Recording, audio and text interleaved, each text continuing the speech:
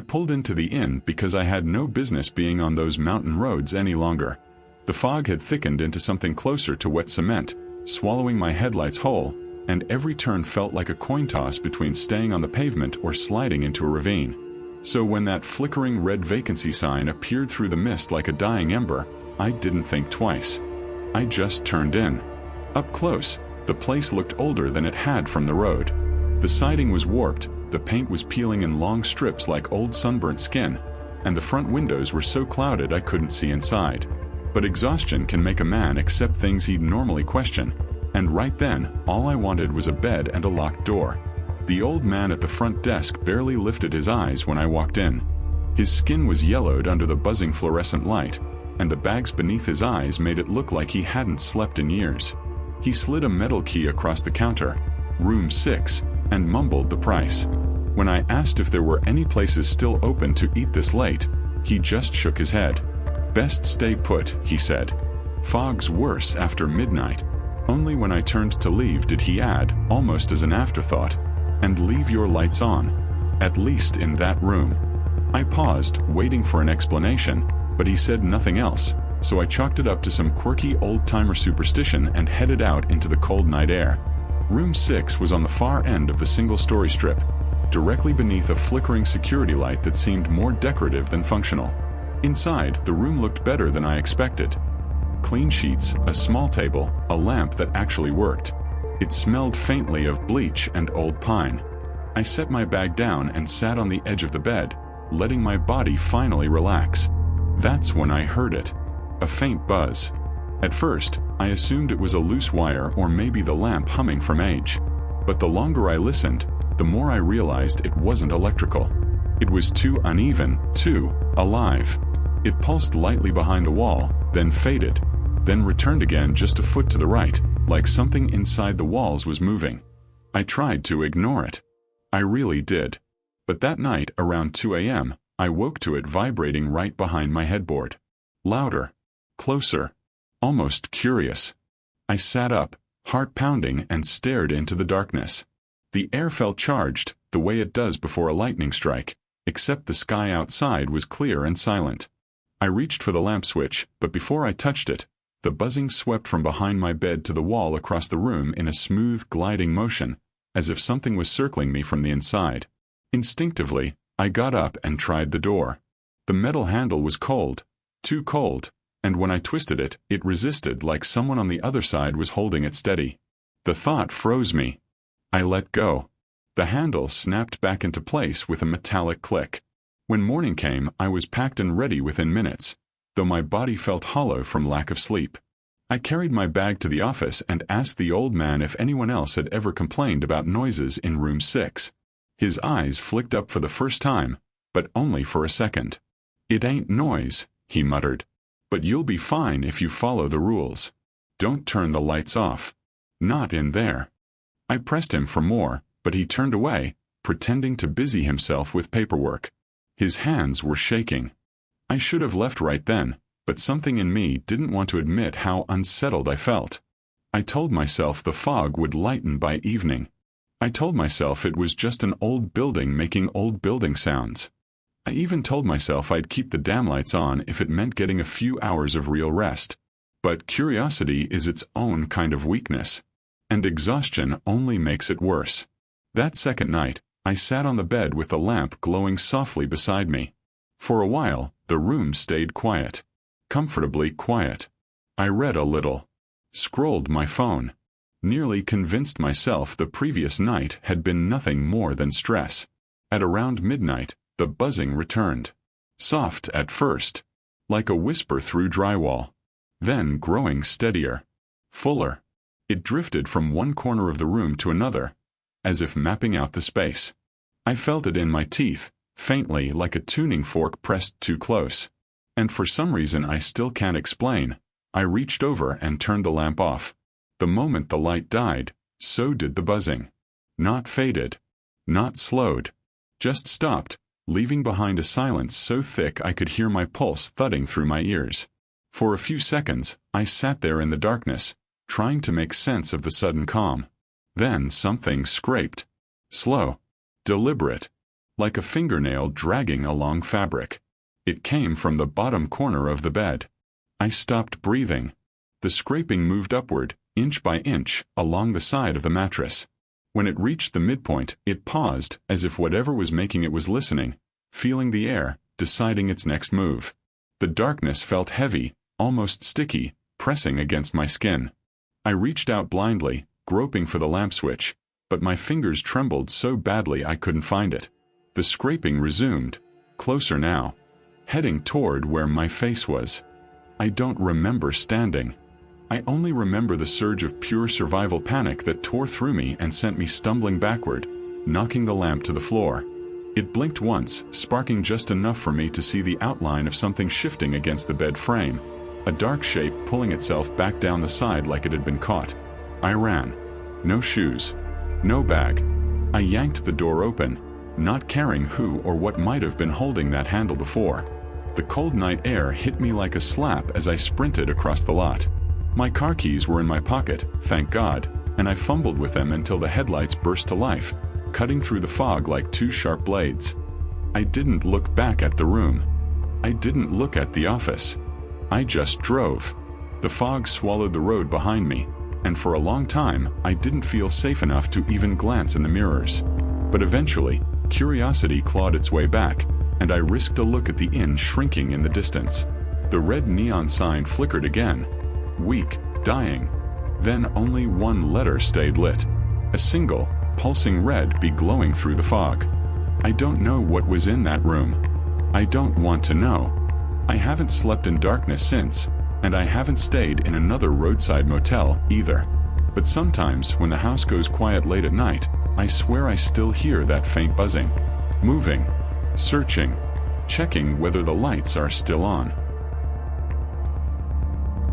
I pulled into the Mountain Hearth Motel close to midnight, that gray hour when the world feels like it's holding its breath.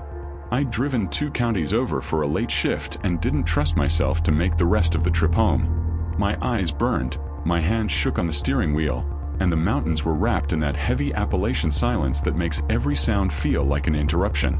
The motel parking lot was empty except for my car and a busted truck that looked like it had been rotting there since the Reagan years. I remember thinking that if something went wrong, nobody would hear me. Nobody would even know I was there. Inside, the lobby was colder than the night outside.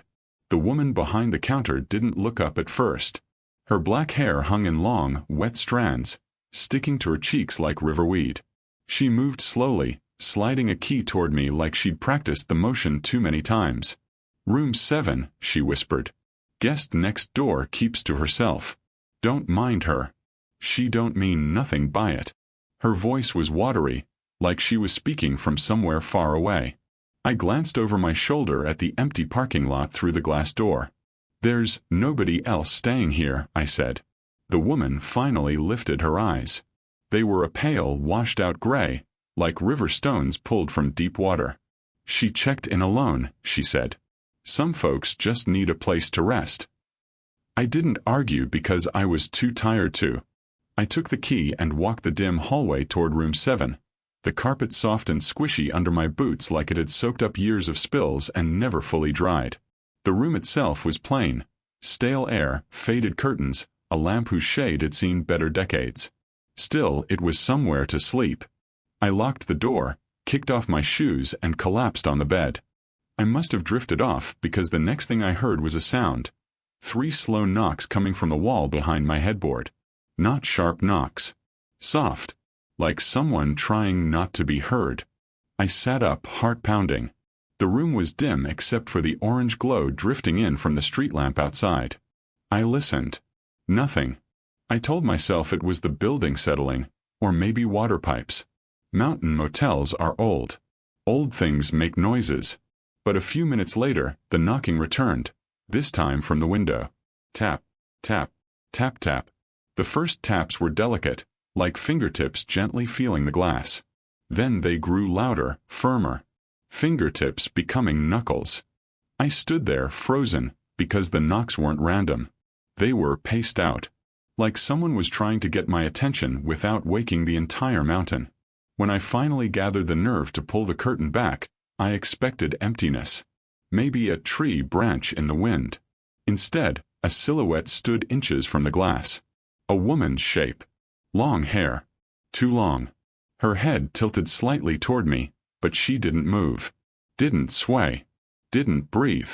Every part of her was still, as if she'd been carved from the night itself. The moment I stepped away from the window, she slid sideways, smooth as water, out of sight. Not walking. Not even turning. Just drifting.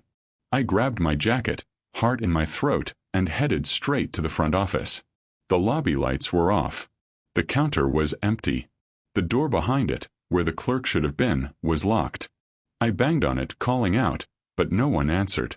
I don't know how long I stood there, but something cold crawled up my spine when I saw the ledger on the counter. It was open to yesterday's date. One guest listed. A woman.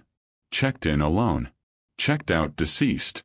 The signature was written in slow, shaky handwriting, and the ink was still wet. I touched it without thinking, and a smear of black smudged across my finger. Fresh. Hours old at most. That's when I heard something behind me. A soft, wet dragging sound. It came from down the hallway. I turned slowly. The hall was dark except for the humming exit sign, and in that weak, sickly red glow, I saw movement. Something shifting just around the corner. A hair, maybe. A shoulder. The suggestion of a figure leaning forward. "Ma'am," I called out before my brain could stop my mouth. My voice cracked. "Do you need help?" A whisper crawled down the hallway. Not a voice, not exactly. More like the sound of someone trying to breathe after being underwater too long. A choked, bubbling pull of air through a throat that wasn't used to it anymore. Then the wet dragging came again. Faster. I backed away, stumbling into the front desk. I didn't take my eyes off the hallway, but whatever was there moved just out of sight, clinging to the darkness like it belonged to it. I don't remember running back to my room. I just remember slamming the door shut and locking it 3 times, even though there was only one lock. The buzzing of adrenaline made my hands shake so badly I could barely turn the deadbolt. I pressed my back to the door and slid down to the carpet, listening for footsteps. But there were none. Only silence. A thick, suffocating silence that made the air feel heavy in my chest. I didn't sleep. Not for a second. Every time I thought the room was quiet enough to ease my nerves, a new sound started. Light tapping from the bathroom tiles, a faint rustle from the far corner where the wallpaper peeled, the softest whisper brushing against the curtain like a fingertip tracing its length. Just before dawn, I couldn't take it anymore. I threw my things into the car and peeled out of that parking lot. The motel shrank in my rearview mirror, swallowed by trees and fog, the way the mountain always hides whatever it doesn't want to explain. But the last thing I saw before I turned off the old gravel driveway was the clerk, standing outside the office door, hair dripping, eyes pale and unfocused, watching me leave. No expression, no anger, no plea, just the long, motionless stare of someone who'd been underwater too long. I don't know what happened to that woman next door.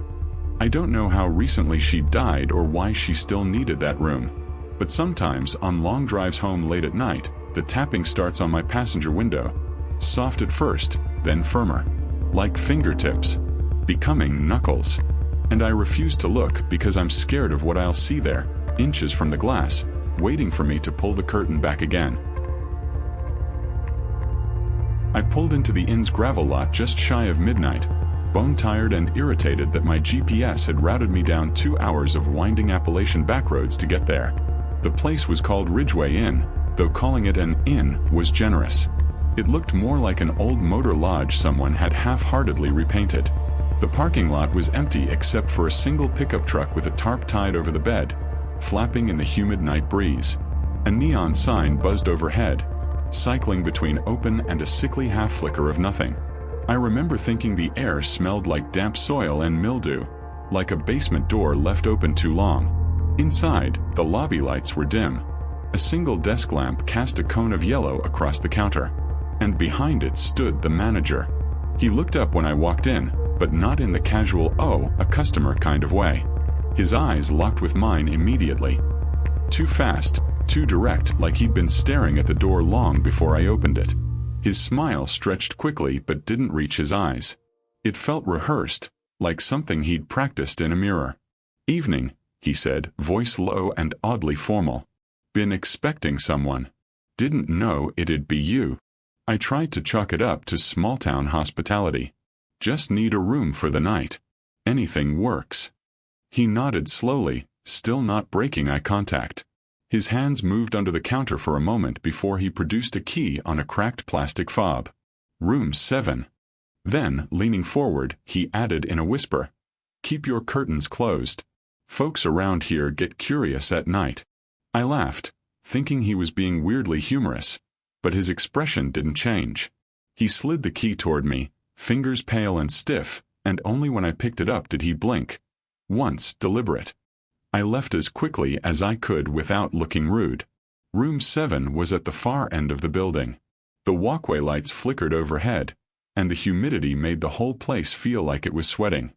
I unlocked my door, tossed my bag onto the bed, and noticed immediately how cold the room was. Unnaturally cold. The AC wasn't running, the window was locked, and yet the air felt like it was clinging to me. I shut the curtains without thinking about the manager's warning, but the fabric looked thin enough to see through if someone stood close. I shook off the unease, kicked off my boots, and lay back on the mattress.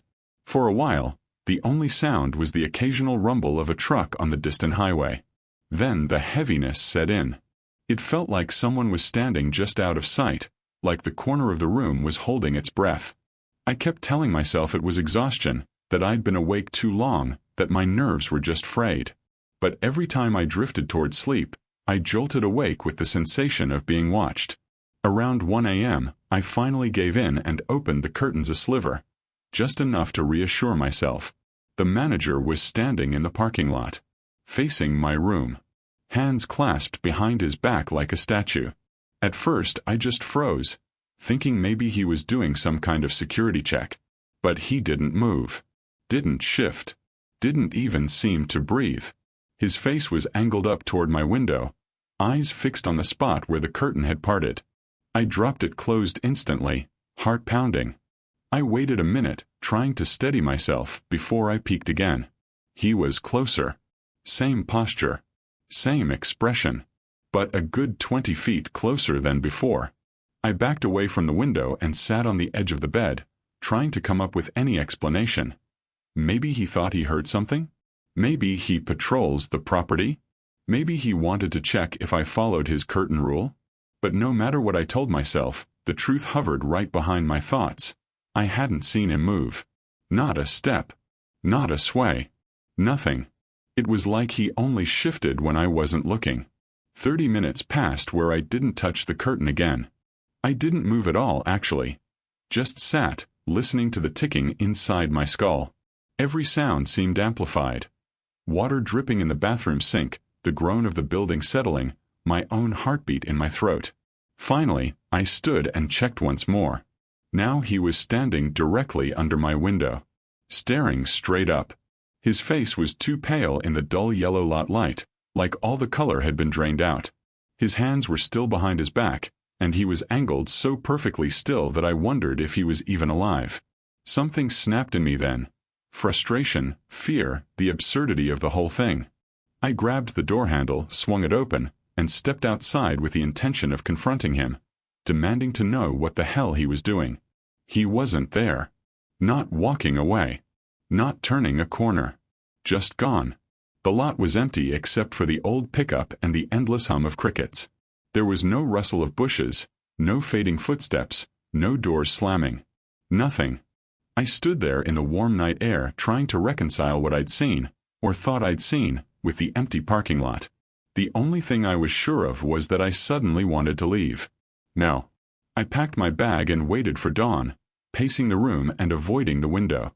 When the sky finally lightened, I bolted for the office. A different person sat behind the counter. A woman in her late 50s with tired eyes and a mug of coffee she clearly needed. She looked up politely. "Checking out?"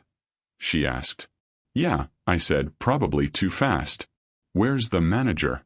"The guy from last night." Her expression shifted. There was no man working last night. No, I insisted. He checked me in. Tall, pale, kind of formal. She stared at me for a long moment, then put her coffee down. Sir, the manager died 3 nights ago. Heart attack. He was found right outside room 5 during his rounds. My stomach dropped. She tapped a stack of receipts until she found mine, slid it across the counter, and gave me a sympathetic half-smile. Don't worry. Sometimes folks think they see him. Part of grief, I guess. He was a good man. I took the receipt with shaky fingers. Right before I folded it, something caught my eye, a line of handwriting scrawled across the bottom margin. Small, cramped, fresh. I had to make sure you stayed inside. It wasn't me you needed to worry about. I stared at it, reading the words again and again. A cold pressure settled at the back of my neck, like something was staring through me instead of at me. When I finally looked up, the woman behind the counter was watching me with an expression that wasn't sympathetic anymore. More like confused. Maybe even concerned. You all right? She asked. I folded the paper and said the only lie I could think of. Yeah, just tired. I walked out without looking back. Even now, months later, I still check my curtains every night. Twice before bed, once more if I wake up in the dark. Not because I'm afraid of him. Whatever he wasn't trying to hurt me. He was warning me, which means something else was out there that night. Something he didn't want me to see. I booked the room out of desperation more than anything else. I'd been driving for hours along those snaking mountain backroads, headlights cutting through pockets of fog so thick they looked like solid walls. Every lodge, cabin, and motel I passed had their lights off except one. Pine Shadow Inn, a single-level strip of old rooms arranged in a horseshoe shape around a gravel lot. The sort of place that probably hadn't seen a renovation since the 70s. The vacancy sign flickered like it was trying to stay awake. I was too exhausted to care. Inside my room, everything felt colder than it should have been. The walls were that weird, yellowed off-white you only see in forgotten rentals. My boots stuck slightly to patches of the carpet like someone had tried mopping it with something sticky. The bed sagged in the middle. But the thing I noticed most was the vent in the bathroom. One of those old metal grates with a thick layer of paint slopped over it, the kind that rattled when the heat kicked on. It made the whole room hum faintly, like a distant generator you could feel more than hear. I tried to shake off the unease that comes from being somewhere you know other people have slept, fought, cried, or forgotten things in. Just a night, I kept telling myself. One night. I brushed my teeth, leaning on the sink, letting the hot water run to take the chill off the room. The mirror was cracked in the corner, a spidering line that warped my reflection just enough to make me look tired in someone else's face. I was half asleep when I heard it. A whisper, thin, threading through the vent behind me. At first, I thought it was the pipe settling or wind sneaking in through a gap. But the sound had rhythm. Cadence. Intention. A man's voice. Low. Urgent. Don't let them in. I froze with the toothbrush still in my mouth. I didn't turn around. Something in me didn't want to. But eventually curiosity pulled me. I leaned down, crouching, bringing my ear close to the vent. The metal was cold enough to sting. Hello. I whispered, feeling ridiculous even as I said it. Nothing answered. Just the steady hum of the heating system. Room next door, I thought. Someone watching TV or talking on the phone. But something about the tone, it felt directed at me, like whoever said it knew I was listening. I knocked 3 times on the wall separating my room from the next. Soft knocks at first. No response. I tried again, louder. Still nothing. The motel was so quiet that every sound I made felt too loud, like I was disturbing something that wanted to stay dormant. I was turning to stand up when the voice came again through the vent. Closer this time. Clearer. Breathier. Too late, it whispered.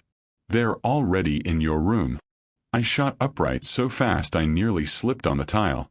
My eyes scanned the bathroom, then the bedroom, heart pounding so hard I could feel it in my teeth.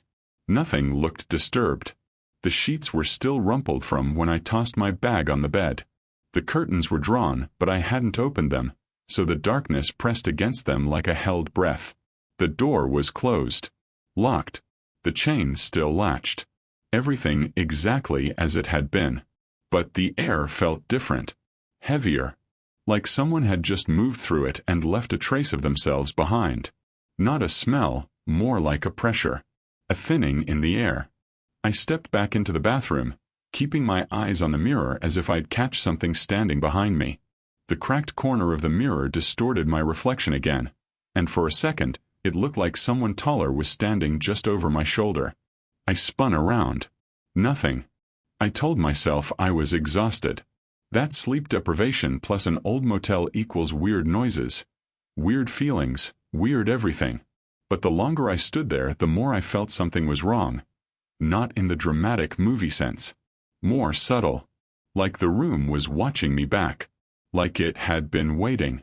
I put my hand on the vent grate. It wasn't vibrating anymore. No humming. No airflow. The heating system had shut off.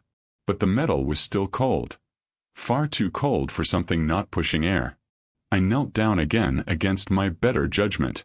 I don't know why I did. Some part of me needed to know whether I'd imagined it, whether I'd halfway fallen asleep standing up. I whispered, "Who are you?" For a long moment nothing. Just silence thick enough that my ears started to ring. I leaned closer. A single breath passed through the grate, raspy, strained, like someone forcing their lungs to work. "You shouldn't have answered." I stumbled backward so fast my shoulder hit the doorknob. I fumbled with the bathroom light switch, flicking it off then on again as if the room might look different when it returned. It didn't. But the air felt colder, like something had just stepped away from me. That was it. Instinct kicked in. Whatever else my brain wanted to rationalize, my body knew. I had to leave. I didn't pack. I didn't double-check drawers or the closet. I grabbed my keys, my wallet, and bolted. The gravel outside crunched under my boots like it was screaming for attention. The night air felt warm compared to the room I'd just left. I didn't look back at the window. I didn't want to see if someone was standing behind the glass. I drove straight to the sheriff's station even though it was after 2 in the morning. My hands were still shaking when I told the deputy at the desk what I'd heard. He listened without interrupting, expression shifting only once, when I mentioned the vent. He took a deep breath and nodded toward one of the chairs. "Sit for a second." A few minutes later, an older sheriff came out of an office. He had that mountain-worn look, thick beard, heavy boots, eyes that missed nothing. He asked me to retell it. I did. Slower this time. When I finished, he rubbed his jaw and said, "You staying in the West Wing?" "Yeah. Room 12. He nodded like he expected that. "That wing's been closed for months." I blinked. What? No, the door was unlocked. Lights worked. Heat worked. He shook his head. "We ordered the owner to shut it down after a break-in. Had folks messing around in the crawlspace. Drug stuff. Dangerous. We sealed the vents so no one could crawl through them again. There's no airflow in those rooms. No functioning heaters."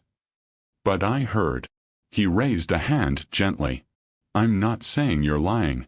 I'm saying nobody should have been able to speak through that vent. It's capped off on both sides." My mouth went dry. "What about the room next to me?" "Nobody in that whole wing," he said quietly. "And the owner lives off-site." I tried to piece it together in my mind. The cold air, the voice, the weight in the room. But the sheriff wasn't done. "You said the voice told you not to let them in?" I nodded. "Well," he continued slowly, studying my face, "you said you knocked first. You made contact. Sometimes around here, folks say that's enough. Not that I believe in that stuff." He must have seen something in my expression, because he softened. "Look, whatever you experienced, the important thing is you got out. Those rooms aren't safe." On the drive home, I kept replaying the moment I knelt by the vent. The breath. The whisper. The way the air felt afterward, like something invisible had stepped just out of sight. I went back the next afternoon to grab the things I'd left behind. The owner met me there with a ring of keys and a confused look when I told him which room I'd stayed in. He unlocked the door to room 12, gestured for me to go in. It looked the same. My bag, my shirt on the chair, my phone charger plugged into the wall. But the vent had been sealed over completely with a sheet of metal and 4 thick screws. Dust thick around the edges. Old. Undisturbed.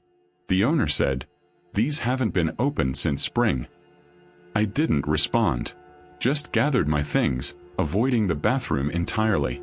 Before I left, I glanced once, only once, at the mirror over the sink.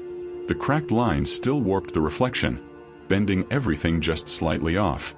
But in the corner of the glass, where the cracks splintered toward the wall, the distortion looked deeper, like something behind me was leaning in. Something I couldn't see. I haven't stayed in a roadside inn since, and every time I hear air moving through a vent, no matter where I am, I look away. Because now I can't help wondering if that voice wasn't warning me to keep someone out. Maybe it was warning me I'd already let something in. I first noticed the man because he stood too still. Most people at roadside motels move with a kind of impatience. You can always tell they're ready to get back on the road. But this man, he was standing at the vending machine with his forehead nearly touching the wall above it, hands at his sides, like he was waiting for the plaster to whisper something to him. His denim jacket looked old enough to have soaked up decades of cigarette smoke, and there was a dark wear line across the back where a backpack must have rubbed once, long ago. I said hello when I passed him. A simple greeting. He didn't flinch. Not even a twitch. His focus stayed on the wall like something was happening there that I couldn't see. I chalked it up to him being on something, or maybe asleep on his feet from travel. I've done some long hauls myself. Exhaustion does strange things to your posture. I thought about it for another minute as I carried my sodas back to my room, but by the time I reached my door, I'd convinced myself it was harmless. Strange, sure, but not threatening. Later that evening, though, I saw him again, standing in front of one of the far rooms, facing the wall exactly the same way. His head tilted just slightly, as if he were listening, or thinking, or trying to remember something. From where I stood, I couldn't see his face. Just the back of that faded denim jacket, the curve of his neck, the stillness that felt practiced or forced. It gave me a cold, sinking feeling I couldn't explain. I went into my room, double-locked the door, and told myself I was being paranoid. I turned on the TV just for background noise and tried to read. But every so often I'd glance at the curtain, half expecting to see that denim jacket silhouetted against the window. Something about his posture made me uneasy. Not the stance itself, but the way it felt like he couldn't turn around. As if something held him facing the wall. By midnight, the entire motel had settled into that dead silence you only get deep in the mountains. Thick, eerie, almost like sound gets swallowed before it can travel. I was drifting toward sleep when I heard 3 soft knocks at my door. Not urgent. Rhythmic.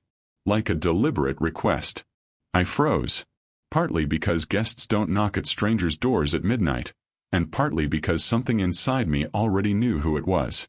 I approached the door slowly, bare feet silent on the carpet, and leaned toward the peephole.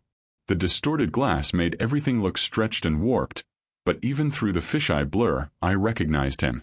The man from the vending machine. Standing at my door. Facing away from me. His back was inches from the peephole. Denim pressed close to the door like he was listening through it. His head was tilted again. Not down but slightly to the side like he was trying to catch something inside my room. I didn't breathe. Didn't blink. I was staring so hard that at first I didn't notice the change. But then, slowly, so slowly it almost didn't register, his head began to turn. Not his body. Just his head. It rotated maybe 30 degrees, no more, just enough that I could see the pale edge of his cheek. And then the corner of his eye. That I was looking directly into the peephole. I stumbled backwards so fast I knocked into the chair behind me and nearly fell. The room felt like it contracted around me. I waited for a knock, a voice, something. But the only sound was the soft metallic jiggle of the doorknob. Once. Then again, faintly. Testing. Then silence. I don't know how long I stood there, heart racing, staring at the door like it might breathe. About 20 minutes later, footsteps began moving up and down the hallway outside. Slow, heavy, steady. The stride sounded long, like the person walking had legs that didn't bend normally or didn't want to. Back and forth, sometimes stopping right outside my door, sometimes right under my window. Every time the steps paused, the tension in the room tightened. I never heard a shift, or a sigh, or a turning of shoulders. Just the steps stopping. Waiting. I turned off the TV to hear better, and immediately regretted it. The silence pressed on my ears until I could hear my own breathing. The pacing continued until just before dawn. No knocks. No voice. Just those steps. When the sun finally began bleeding through the curtains, the sounds stopped altogether. Not gradually, just cut off like someone flipped a switch. I waited another 15 minutes before opening my door. The hallway was empty. The air smelled damp, like old concrete. His door, room 19, was wide open, drifting slightly on its hinges. I shouldn't have gone near it. I know that. But exhaustion and curiosity pulled me closer. Inside, the bedspread was perfectly smooth, untouched. No dent in the mattress. No suitcase. No shoes. The shower rod was bare. The mirror was fogged over even though the room was cold. But the thing that made my stomach drop was the key, still sitting on the dresser. The cleaning lady came around the corner, pushing her cart. She saw me looking into the room and huffed, waving her hand. "You can step inside if you want, honey. Nobody stays in that one anymore." I pointed to the key on the dresser. "But someone—" She cut me off with a sharp shake of her head. "No. Trust me. We stopped renting that room years ago." I must have looked confused because she sighed, like she'd told the story too many times and hated every retelling. "The last man who stayed there," she said, lowering her voice, "was found standing up, same way you probably saw, facing the wall. Wouldn't turn around. Not even when the paramedics tried to move him. Rigor hadn't set in yet, but he felt stuck, like his feet were glued to the floor. They had to tip him sideways just to get him on the stretcher." She shivered a little and pulled her cardigan tight around herself. After that, the owner shut the room down. Folk said the man kept looking at the wall like he was watching something no one else could see. I didn't know what to say. The room still smelled faintly like old denim and damp air. Before she walked off, she added, "You should count yourself lucky. Some guests. Whatever he was listening to, it doesn't stop with the wall." I left within the hour, not daring to look back at room 19. But I didn't sleep that night. Or the next. Because the more I replayed that moment at my door, the turn of his head, the small sliver of eye catching mine, the more I realized something. He never knocked facing forward. He came to my door the way he died. Still listening to the wall. Still refusing to turn around. And whatever he had been listening for. Sometimes at home, when my house settles late at night, I swear I hear it too. A faint sound behind me. A whisper against the wall. Something patient. Something waiting to see if I'll turn. I checked into that old roadside lodge because it was the only place open within 50 miles, and by then I had been driving since sunrise. My eyes felt like sandpaper, and my back was killing me from the hours of winding Appalachian roads. The man at the front desk barely looked up when I asked for a room. He just slid over a keycard and pointed down a long hallway lined with faded green carpet that smelled faintly of damp leaves and old bleach. I didn't think much of it at the time. I just wanted a bed, a shower, and a few hours of quiet. My room was at the far end, where the hallway lights flickered every few seconds, like they were struggling to stay awake. I tossed my bag on the chair, kicked off my shoes, and stretched out. It wasn't a great room, stains in the carpet, a humming mini-fridge, but I'd stayed in worse on road trips. The walls were thin, and I could hear the faint hum of the ice machine down the hall, but otherwise the place felt empty, abandoned even. I liked that. I needed the solitude. It was close to midnight when I heard the first sound, an uneven squeak, followed by the rumble of small wheels. It echoed down the hallway, then stopped, then rolled again. I figured it was housekeeping doing some late shift, though midnight seemed like an odd time for that. Still, I needed more towels, so I opened the door. The hallway was empty. Just that hum of the ice machine and the faint flicker of overhead lights. But right in the center of the hall, maybe 20 feet down, stood a cleaning cart. One wheel looked crooked, and the bottles of cleaner on top trembled like they'd just been rattled. I didn't see anyone pushing it. No footsteps, no shadow, nothing. I called out, "Hello." My voice bounced off the walls. No answer. I waited another moment before walking up to the cart. It looked normal enough. Old mop, wrinkled gloves, a half-empty bottle of something industrial smelling. The whole thing felt out of place though, like someone had left in a hurry. I pushed it to the side to clear the walkway and went back to my room. I figured some worker had stepped away for a second. I didn't think about it again. Not until the sound came back 10 minutes later. Same squeaky wheel. Same slow roll. I opened the door again, expecting to see someone pushing it this time. Instead, the hallway was empty again, except the cart was back in the exact same spot, dead center, as if I'd never moved it. The crooked wheel pointed at me. The gloves were damp now, even though I didn't remember seeing any water on them earlier. One of the bottles rocked back and forth on its own, even after the rest of the cart settled. A chill ran through me, but exhaustion pushed it away. I nudged the cart aside again, a little harder this time, and went back inside. But when I finally lay down, I couldn't sleep. There was something about the silence that felt heavier than before, like the building was holding its breath. I turned off the lamp and tried to drift off.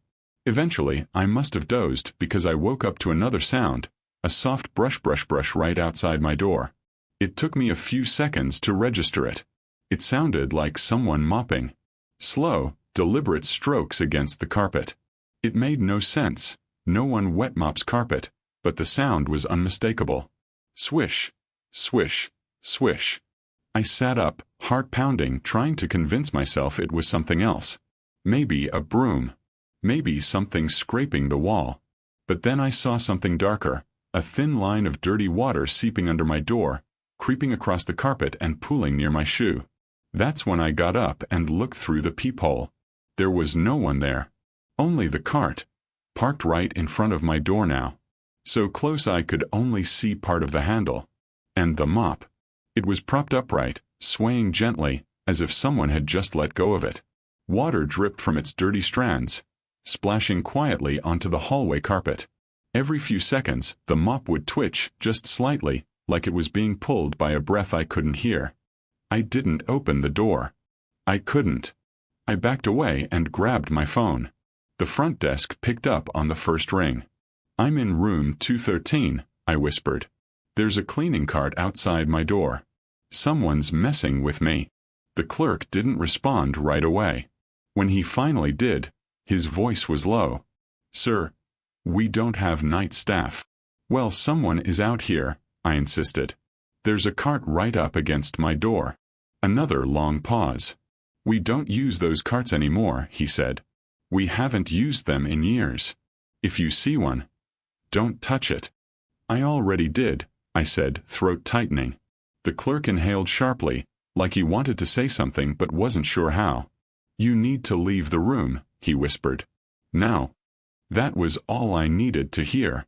I didn't pack. I grabbed my keys, my wallet, and my phone.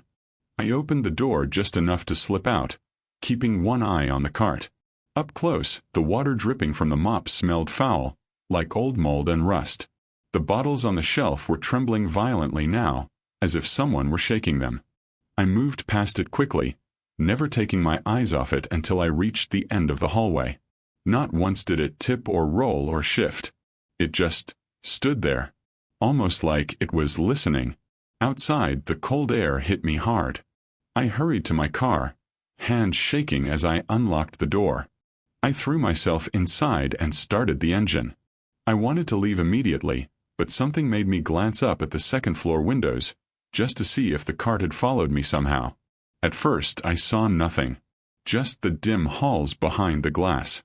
Then the cart slowly eased into view, like someone was pushing it from behind, even though there was no one there. It came to a stop directly in front of my window. The mop leaned forward, pressing against the glass as if trying to peer into the room I had just fled. Dirty water trickled down the window pane. My breath fogged up the windshield as I stared. Then the cart rotated inch by inch until the crooked wheel faced outward, facing me.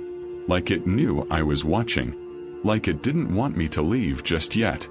I didn't wait any longer. I floored it out of the parking lot and didn't look back again until I hit the main road. Even then, I thought I saw something in the rearview mirror, a shape rolling down the hill behind the lodge, just for a second before the trees swallowed my view. I didn't sleep that night, or the night after. Even now, I'll sometimes hear a distant squeak in some hotel hallway, or the faint rumble of small wheels on carpet. And every time I do, a part of me wonders if that cart is still looking for me, slowly rolling down some dark hallway, mop swaying, waiting for me to open a door again. And I know this much: if I ever see one again, an old cleaning cart with a crooked wheel, bottles trembling on the top shelf, I won't touch it. I won't go near it. Some things in those mountains keep moving long after the people who once pushed them are gone. I booked a room at the Blue Pine Inn because I was exhausted from driving the winding roads through the mountains. It was late, and the fog had settled into the valleys like something alive, curling and thick. The neon sign flickered weakly in the night. Vacancy, but half the letters buzzed, as if the electricity itself wasn't sure it wanted to stay. Inside, the lobby smelled faintly of stale coffee and old carpet. The walls were painted a muted green, peeling in corners, and the fluorescent lights flickered once, twice, before stabilizing. The clerk behind the counter was a tall man, thin, with deep lines etched into his face like he hadn't smiled in years. When I asked where the mirrors were, he only smiled faintly, without meeting my eyes. "Guests rest easier that way," he said, voice low and smooth. I nodded, not wanting to press, and he slid a key toward me. My room, he said, was at the end of the hall, right side. The hallway carpet was muted burgundy, frayed along the edges, with that faint smell of mildew that old motels always have. My footsteps sounded too loud in the quiet, and the longer I walked, the heavier the air seemed. I got to the door, slid the key in, and pushed it open. The room looked normal enough: a bed with a sagging mattress, a nightstand, a lamp, a closet with sliding doors, and a bathroom. What I immediately noticed was the absence of mirrors. No full length in the closet, no above the sink, not even the little one behind the bathroom door. It was strange, but I was tired, so I shrugged it off. I fell into bed almost immediately, but around 2 a.m. I woke to a sound. Soft at first. A rattle, like a chain sliding across a metal grate. Then, more distinctly, a tremor against the closet door. My heart sank. It was trembling, the door moving slightly back and forth as if someone, or something, was inside trying not to make noise. I froze for a moment, listening. I slowly slid out of bed, grabbing the small flashlight from the nightstand, and moved toward the closet. My hand trembled as I touched the door. It rattled again, sharper this time, as if reacting to my presence. I took a deep breath and pulled the door open. Inside, shoved behind some spare blankets and a few boxes, was a tall old mirror. Its wooden frame was chipped, paint flaking, and the glass looked as if it had aged in the dark for decades. I shined my flashlight on it, and for a moment I saw myself. The reflection was normal. My tired eyes, my messy hair, the crumpled shirt from a long day on the road. Then I moved my hand to brush my hair back, and the reflection didn't follow immediately. Just a fraction of a second later, it moved. Too deliberately. Too slowly. I recoiled, heart thudding in my chest. I backed away, pressing myself against the wall, staring at the mirror. When I looked again, the reflection seemed to linger longer on itself, as if it were aware, waiting, watching. A cold sweat ran down my back. I shoved the mirror further behind the blankets, trying to convince myself it was some trick of the light, my imagination playing on exhaustion. I returned to bed, pulled the covers tight, and tried to sleep. It didn't work. The rattling returned, louder, angrier. Scraping sounds scratched along the back of the mirror, nails dragging down the frame with a wet, grating sound that made my teeth ache. Every time I blinked, shadows in the corners of the room seemed to stretch closer. The blankets on the bed twisted slightly, as though something was moving under them. I could feel a pressure behind my shoulder, a sense of being watched from within my own room. I didn't argue with it. I didn't wait. I threw the blankets around the mirror and grabbed my things. Every step toward the door felt like dragging against an invisible current, like the room didn't want me to leave. The rattling grew frantic, more desperate as if it realized I was moving away. I slammed the door behind me and didn't look back. The hallway felt impossibly long and narrow, the lights flickering in rhythm with my heartbeat. The clerk at the front desk was still there when I burst in, eyes widening slightly as I slid the key across the counter. "You left the room," he murmured. "I couldn't stay there," I said, voice shaking. There's something in that closet." He nodded slowly, as if he had expected this. "We remove the mirrors for a reason," he said, voice low and even. "They, sometimes keep people awake. Sometimes worse." I swallowed hard. "Worse?" He shook his head. "Not for you to find out." I didn't argue. I paid for the night, too fast, too jittery to even count the bills properly. Outside, the fog had thickened. My car waited under a weak lamppost, and I practically ran to it. Once inside, I dared a glance back at the inn. The windows of my room glowed dimly in the night, and for a fraction of a second, I thought I saw a shadow move behind the curtain, just at the corner of the room. I drove off without looking again, headlights cutting through the fog like knives. My hands gripped the steering wheel so tightly I left marks on the leather. I didn't sleep the rest of the night, replaying every detail. The tremble of the closet door, the slow, delayed reflection, the scraping that made my skin crawl.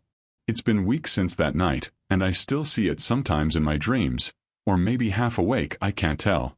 I'll be standing in a hotel bathroom, brushing my teeth, and the reflection in the mirror will hesitate just long enough to make my blood run cold.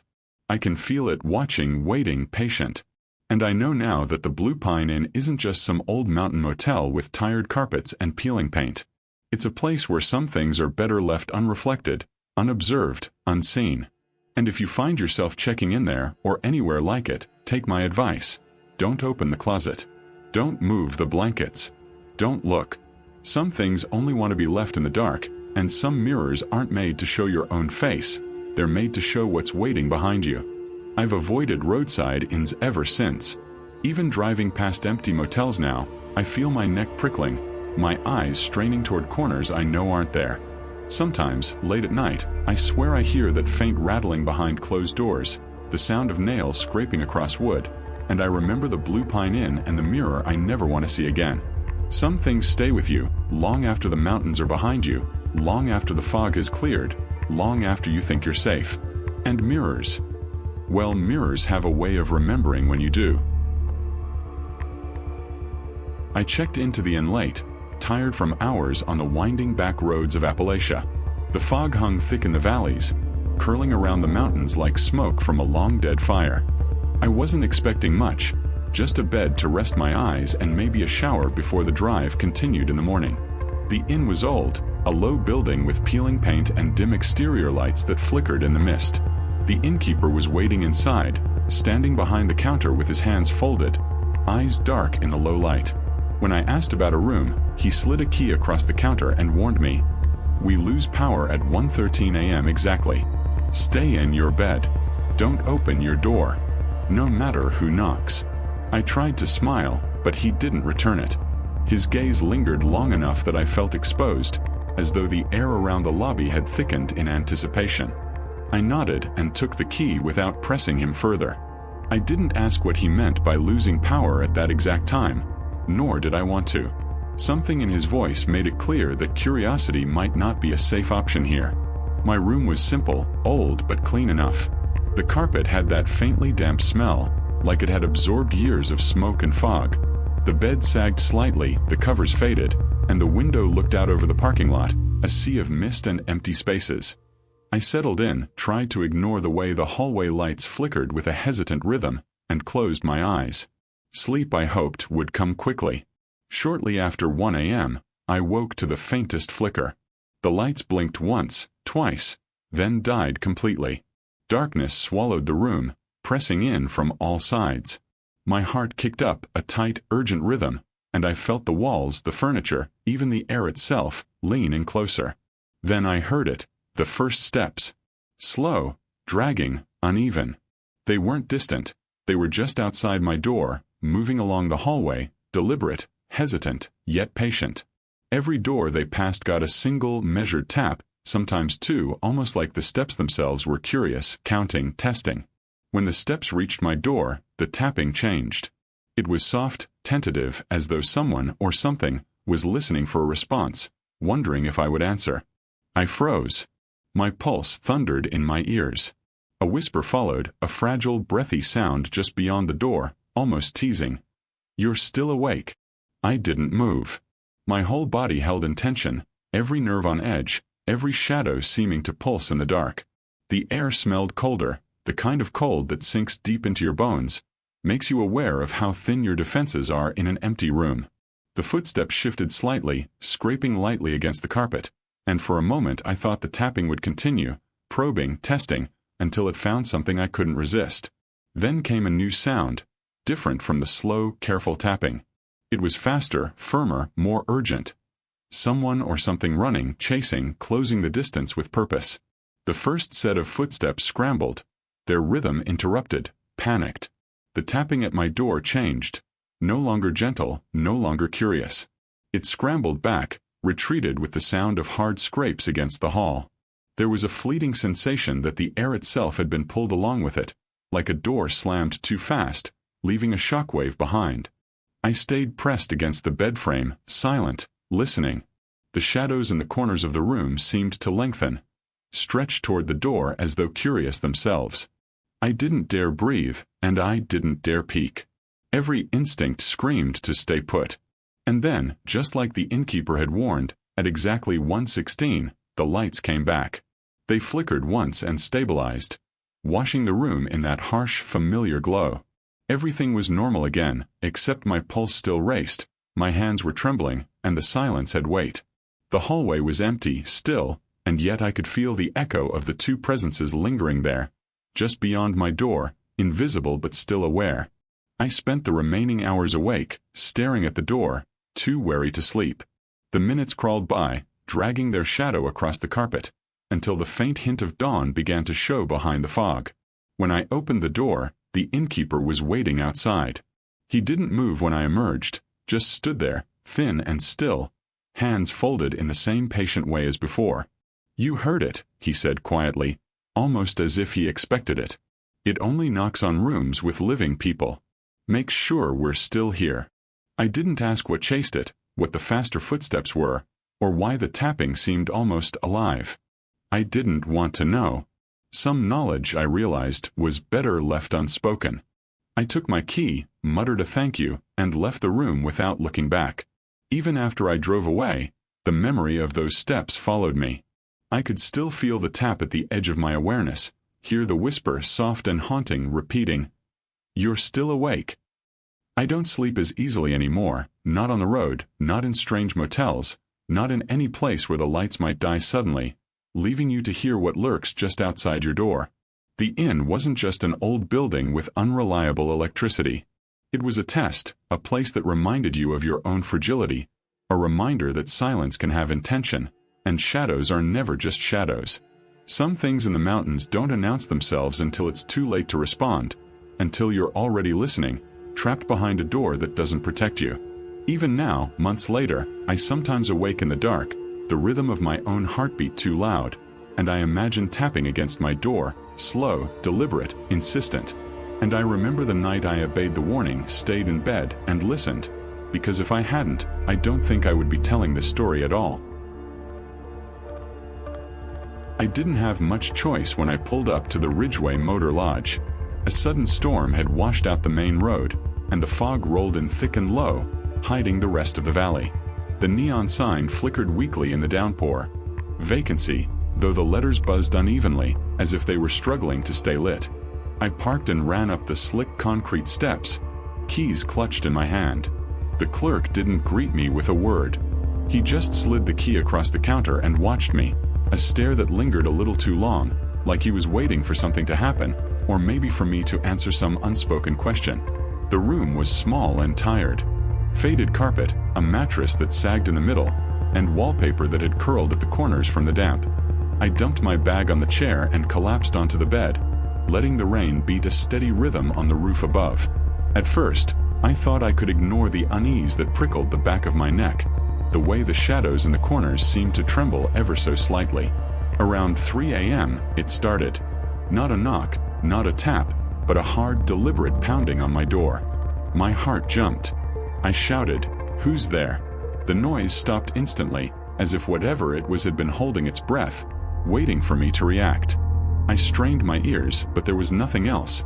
No footsteps, no scurrying in the hall, only the storm rattling the windows.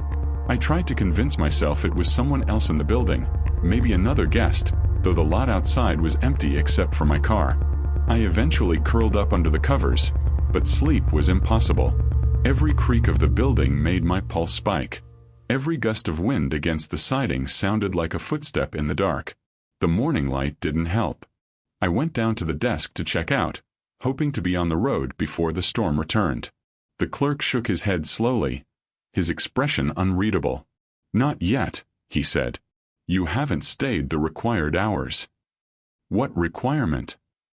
I asked, confusion threading my voice. He pointed behind him, to a hand-painted sign that hung crookedly on the wall. The letters were uneven, almost scrawled, and it read, "Check out. When the room is done with you." I felt a chill run through me, but I laughed it off nervously. "I guess I'll stay a little longer." The clerk's eyes didn't leave mine. They were patient, knowing. I turned and left, trying not to think about the hours ahead, or the pounding I had heard in the night. Night came again, heavier than before. The storm had slowed but left the sky suffused with a damp gray haze, the kind of darkness that swallows shapes whole. Just past 3 a.m., it started again. Pounding. Harder this time, closer. The floor vibrated slightly beneath my feet. My chest tightened. I whispered into the darkness, "I don't want this," but the pounding only increased. It moved, shifting along the door in irregular bursts, as if testing the edges, feeling for weakness. And then the door started to bend inward. I could see the shadow of it flexing under the frame, a pressure that was not human. My hands shook as I backed toward the window. The thought of calling the clerk was absurd. I wouldn't have been able to speak, and besides, his eyes earlier had told me he wasn't someone who intervened.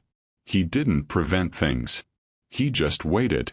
The window was small, barely wide enough for me to squeeze through. I kicked the latch open and clambered onto the sill, rain slicking my palms. The gravel outside stung my bare feet, but I didn't care. I ran, stumbled, and half fell, driven by that unseen force pressing against the door behind me. I dared a glance back once. The door swung open slowly, as if exhausted, the bed visible inside. The sheets were pulled tight, taut, as though someone or something had just climbed out and left in a hurry.